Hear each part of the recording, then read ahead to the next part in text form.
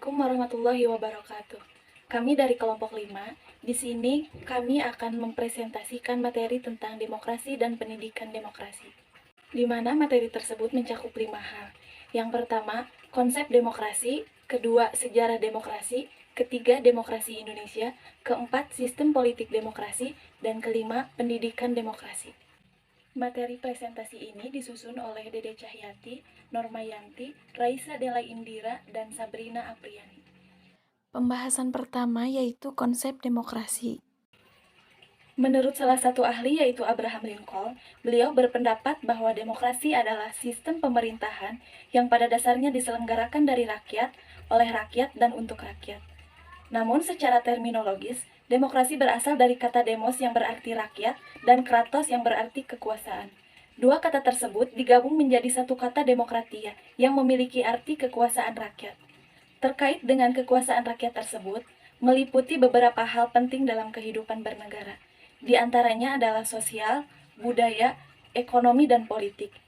Jadi, pengertian demokrasi secara umum adalah bentuk pemerintahan rakyat yang mana kekuasaan tertinggi terletak di tangan rakyat dan dilakukan secara langsung oleh rakyat melalui rakyat dengan mekanisme pemilihan yang berlangsung secara bebas. Terdapat dua macam demokrasi, yaitu demokrasi langsung dan demokrasi tidak langsung.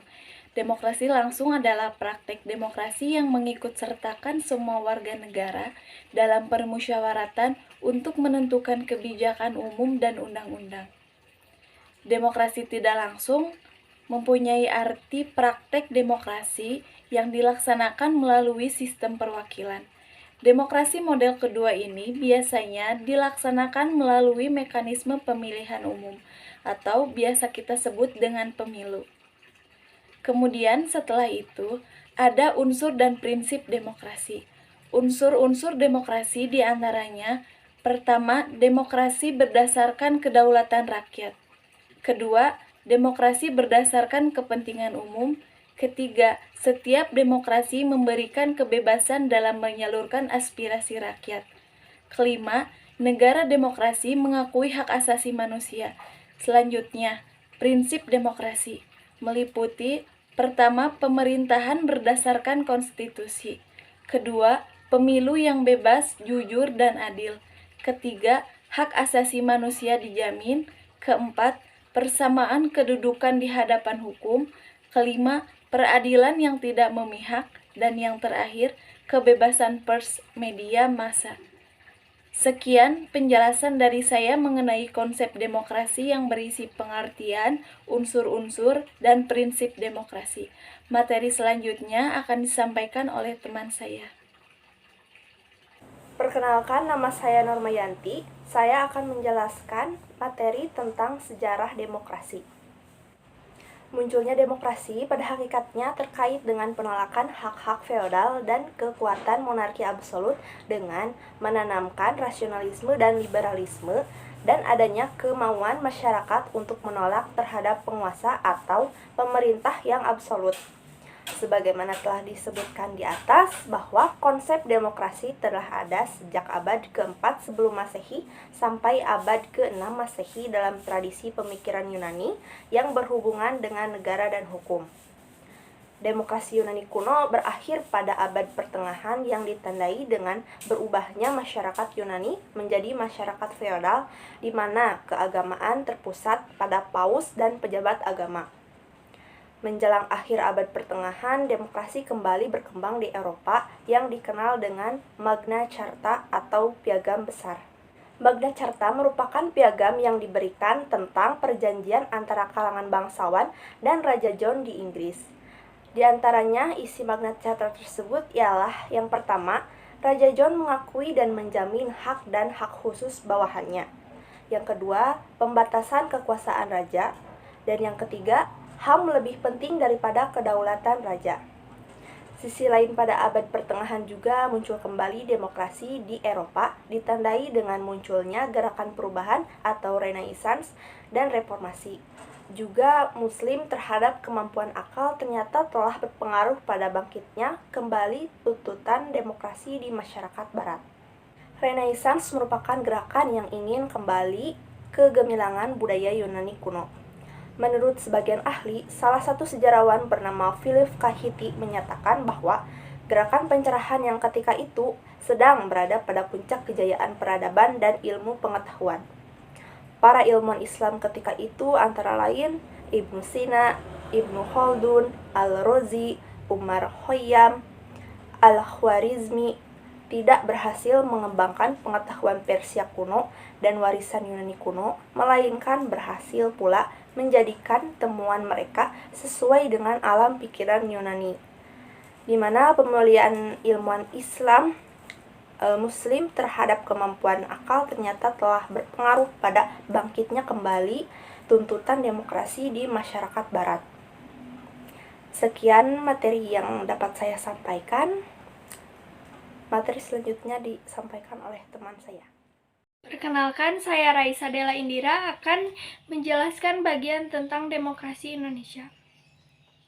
Indonesia menjadi salah satu negara di dunia yang menerapkan demokrasi dalam sistem pemerintahannya. Sistem demokrasi di Indonesia mulai berkembang secara dewasa sejak terlepas dari penjajahan Belanda dan Jepang. Para tokoh pendiri bangsa pada masa itu memang sudah memilih sistem demokrasi sebagai alat untuk mengatur sistem pemerintahan negara. Perjalanan demokrasi di Indonesia sangat identik dengan faktor politik, maka tidak heran jika pada masa awal negara didirikan demokrasi parlementer dan sistem demokrasi terpimpin. Pelaksanaan demokrasi di Indonesia dapat dibagi ke dalam periode berikut. A. Pelaksanaan demokrasi masa revolusi pada tahun 1945 sampai 1950.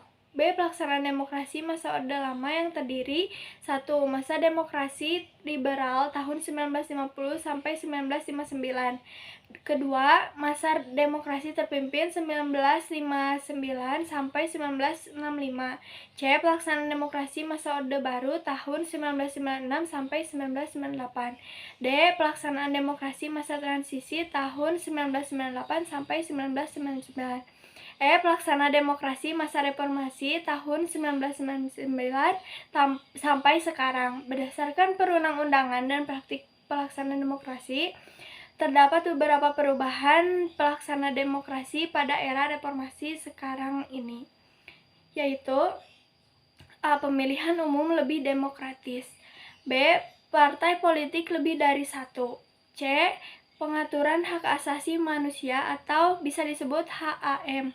D. Lembaga demokrasi lebih berfungsi. E. Konsep trias politika, 3 pilar kekuasaan negara masing-masing bersifat otonom penuh.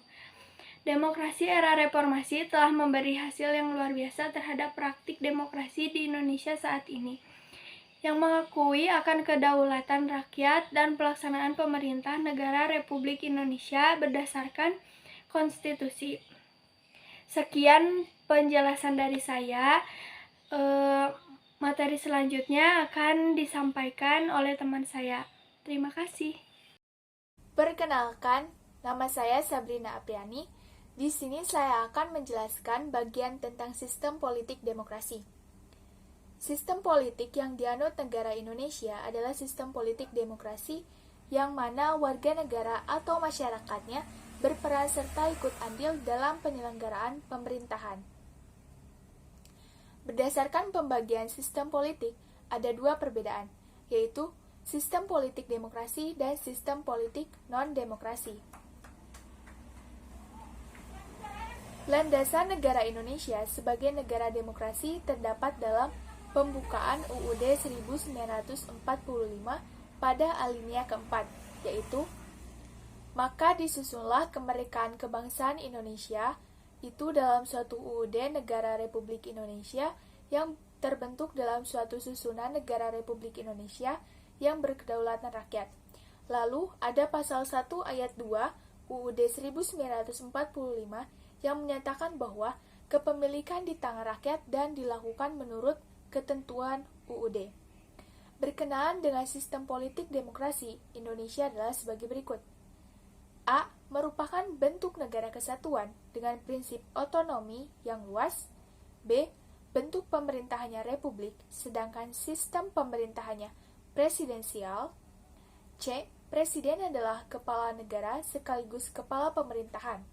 Presiden dan wakil presiden dipilih secara langsung oleh rakyat untuk masa jabatan selama 5 tahun. D. Kabinet atau menteri diangkat oleh presiden dan bertanggung jawab kepada presiden. Presiden tidak bertanggung jawab kepada MPR maupun DPR. Di samping kabinet, presiden juga dibantu oleh suatu dewan pertimbangan. E. Parlemen terdiri dari 2 kamar atau bikameral, yaitu Dewan Perwakilan Rakyat atau DPR dan Dewan Perwakilan Daerah atau DPD. Para anggota DPR dan DPD merupakan anggota MPR. F. Pemilu diselenggarakan untuk memilih presiden dan wakil presiden, anggota DPR, anggota DPD, anggota DPRD provinsi, anggota DPRD kabupaten atau kota, dan kepala daerah. G. Sistem multipartai. H. Kekuasaan yudikatif dijalankan oleh Mahkamah Agung dan badan peradilan di bawahnya, yaitu Pengadilan Tinggi dan Pengadilan Negeri, serta sebuah Mahkamah Konstitusi. Yang terakhir adalah lembaga negara lainnya adalah Badan Pemerintahan Keuangan dan Komisi Yudisial. Berikut merupakan kelembagaan negara Republik Indonesia menurut UUD 1945 sampai dengan sekarang. Sekian penjelasan dari saya. Penjelasan materi selanjutnya akan disampaikan oleh teman saya. Pembahasan terakhir yaitu mengenai pendidikan demokrasi. Pendidikan demokrasi pada hakikatnya adalah sosialisasi nilai-nilai demokrasi supaya bisa diterima dan dijalankan oleh warga negara. Pendidikan demokrasi bertujuan untuk mempersiapkan warga masyarakat berperilaku dan bertindak demokratis. Melalui aktivitas menanamkan pada generasi muda akan pengetahuan, kesadaran, dan nilai-nilai demokrasi.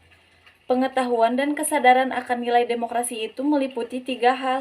Pertama, kesadaran bahwa demokrasi adalah pola kehidupan yang paling menjamin hak-hak warga masyarakat itu sendiri. Kedua, demokrasi adalah sebuah learning process yang lama dan tidak sekadar meniru dari masyarakat lain. Ketiga, kelangsungan demokrasi tergantung pada keberhasilan mentransformasikan nilai-nilai demokrasi pada masyarakat. Indonesia sesungguhnya memiliki pengalaman yang kaya akan pendidikan demokrasi. Menurut Udin S. Winataputra, sejak tahun 1945 sampai sekarang instrumen perundangan sudah menempatkan pendidikan demokrasi dan HAM sebagai bagian integral dari pendidikan nasional. Demikian presentasi dari kelompok 5 mengenai demokrasi dan pendidikan demokrasi. Mohon maaf atas segala kekurangannya. Semoga penjelasan materi ini dapat bermanfaat bagi teman-teman semua. Wassalamualaikum warahmatullahi wabarakatuh.